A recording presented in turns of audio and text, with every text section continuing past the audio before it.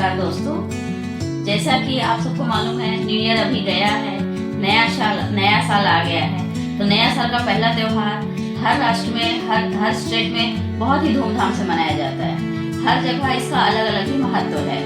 तो मैं आपको आंध्र प्रदेश के बारे में बताना चाहूँगी, क्योंकि आंध्र प्रदेश में बहुत ही अच्छी तरीके से ये मनाया जाता है। यहाँ पे सुबह सुबह बैल को, गाय को नहलाया जाता है, तैयार किया जाता है और नए नए कपड़े पहने जाते हैं। यहाँ पे हम सब लोग, वहाँ के लोग नए नए कपड़े लेते हैं, कपड़े पहनते हैं। आम के पत्तों से पूरा दरवाजा सजाया जाता है और वहाँ पे रंगोली का तो इतना कंपटीशन होता है, इतने अच्छे से रंगोली बनाए जाते हैं कि मतलब वहाँ का फेमस है। साउथ में, आंध्रा में रंगोली के बिना कोई त्योहार नहीं होता है। लेकिन स्पेशली जब आंध्रा में ये पेद्दा पंडगा बोला जाता है, इस त्योहार का नाम पेद्दा पंडगा है, मतलब बहुत बड़ा त्योहार। इसका मीनिंग है बहुत बड़ा त्योहार, तो उसको पेद्दा पंडगा के नाम से जाना जाता है। तो ये जब आता है तो आने के 4 दिन पहले से ही रंगोली, तरह तरह से रंगोली, उसके थीम के वाइज रंगोली बनाया जाता है। क्योंकि इतना बड़ा त्योहार है। इस त्योहार में जितना की पूजा पाठ का महत्व है, सुबह उठ के रंगोली सजा के, आम का पत्ते का तोरण बना के, और उसके बाद में सूर्य भगवान को जल चढ़ाया जाता है, पूजा किया जाता है।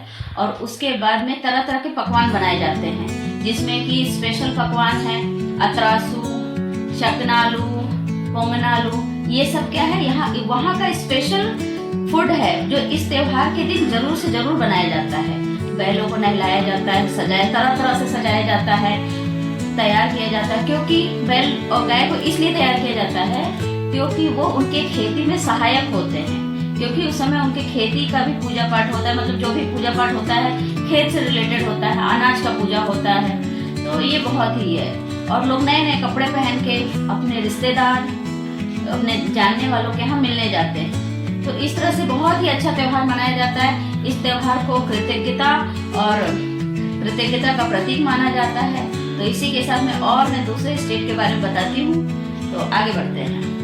तो अब चलते हैं दोस्तों बिहार की साइड, क्योंकि बिहार में पूर्वी चंपारण साइड में, क्योंकि वहाँ पे मकर संक्रांति को खिचड़ी के नाम से जाना जाता है। वहाँ पर सुबह सुबह उठकर गंगा स्नान किया जाता है, या कुछ पवित्र नदी में जाकर लोग स्नान करते हैं। अगर नहीं जा सकते हैं तो घर में जब स्नान करते हैं तो गंगा जल डाल के वहाँ पे स्नान किया जाता है। और उसके बाद में सुबह सुबह दही चूड़ा खाया जाता है। और दान दक्षिणा के लिए अनाज जो है गरीबों में बांटने के लिए, या जो भी पुअर पीपल है उनके लिए अनाज निकाल दिया जाता है। क्योंकि उस दिन दान दक्षिणा करने का एक मान्यता है कि लोग दान दक्षिणा करते हैं तो पुण्य प्राप्त होता है। और उस दिन लोग स्नान करके सूर्य देवता और भगवान विष्णु की पूजा करते हैं, अर्चना करते हैं और मंदिर भी जाते हैं। वहाँ पर खिचड़ी पर्व को बहुत ही महत्वता दी जाती है, क्योंकि दिन में एक बार खिचड़ी जरूर खाते हैं, जो दाल, चावल और सब्जियों से बना होता है। क्योंकि कहते हैं कि वहाँ मतलब बिहार में कि खिचड़ी खाने से हमारे घर में सुख समृद्धि बनी रहती है। और उस दिन तिल गुड़ का लड्डू खाया जाता है। और मतलब बनाने को तो बहुत सारे बनाए जाते हैं, लेकिन तिल गुड़ का लड्डू और चूड़ा खाने का बहुत विशेष महत्व है। उस दिन सुबह में दही चूड़ा खाओ, तिल गुड़ लड्डू खाना चाहिए, दान दक्षिणा करना चाहिए। और इसी तरह मतलब खिचड़ी भी जरूर खाना है, क्योंकि खिचड़ी खाने से बोलते हैं कि सुख समृद्धि घर में बनी रहती है।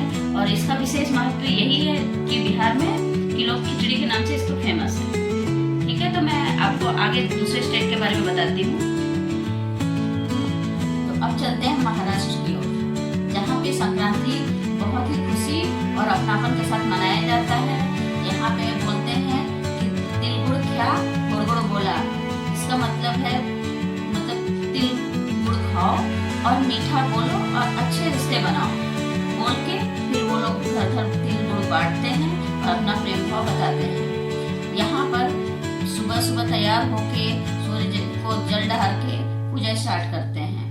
और बोलते हैं कि यहाँ पर इस दिन तिल गुड़ खाने का, पूरन पूरी, तिल के लड्डू और गन्ना खाने का विशेष महत्व है। यहाँ पे महाराष्ट्र में ये संक्रांति पे विशेषकर सुहागिन औरतें हल्दी कुमकुम का प्रयोजन करती हैं। हल्दी कुमकुम के लिए लेडीज को बुलाया जाता करती हैं। त्योहार प्रेम, सद्भाव और विशेषता यहाँ का ये है कि प्रेम, सद्भाव और अपनापन का प्रतीक है। हमारे पास बहुत सारे राष्ट्र हैं, लेकिन मैं सारे स्टेट का एक वीडियो में बताऊंगी तो वीडियो बहुत लॉन्ग हो जाएगा, तो मैं आपको पार्ट पार्ट में बताती हूँ। ये फर्स्ट पार्ट है जो आपके पास आज आ जाएगा, और सेकंड पार्ट आपको कल आपके पास जाएगा, और पूरे स्टेट के बारे में मैं पूरा जानकारी दूंगी आपको, और सही जानकारी दूंगी। धन्यवाद। तो इसी तरह आप लोग सही जानकारी के लिए हमारे साथ जुड़े रहना है, तो कमेंट कीजिए, हमारे चैनल को सब्सक्राइब कीजिए, और आगे बढ़ाने के लिए शेयर भी कीजिए। तो आपका सहयोग, हमारा त्याग, हम आगे बढ़ेंगे, हम सब आगे बढ़ेंगे। धन्यवाद।